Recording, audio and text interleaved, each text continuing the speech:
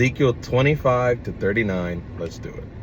We see here in these later chapters of Ezekiel that God is speaking about the destruction and how he's fed up and he's exhausted. But then as soon as we get to chapters 34 onward, there's like almost a shift. And the shift that happens is that God starts speaking about hope, about revival, about life coming over and starting anew. And we see so much imagery. And if it's not clear yet, Ezekiel is a poetic guy. The dude talks in a lot of poems and a lot of different romantic ways about how God is getting ready to do things. And I think that, if I'm being honest, he uses poetry to be able to come to terms and understand what God is saying to him. And this speaks on one thing, that if in your relationship with Christ, you ever feel like it's hard to express yourself traditionally with, just regular conversation or words, try worshiping him in a way that you can connect with the Lord and make it make sense.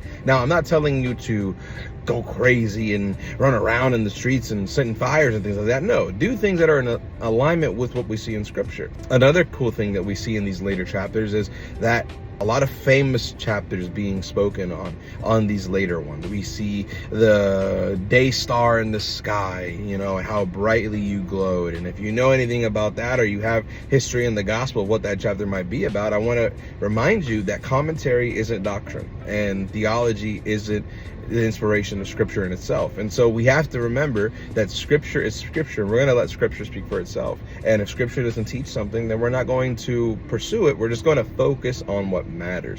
What is it that the Bible is saying? What is it teaching? What is it instilling in us so that we can understand? And it's not to diminish that maybe they're right, maybe they're wrong, but it's to remember that Scripture can speak on itself, and we have to be able to take what it says and apply it appropriately in our lives as we walk forward.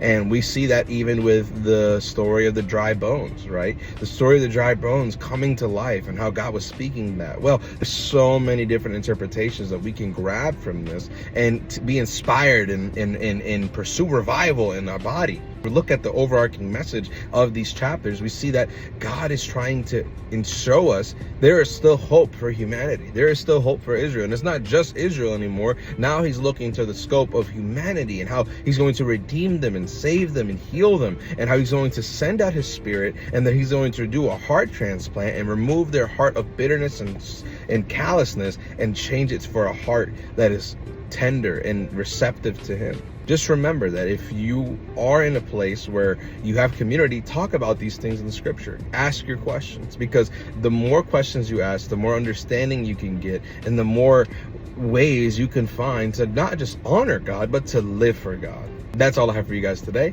Catch you in the next one.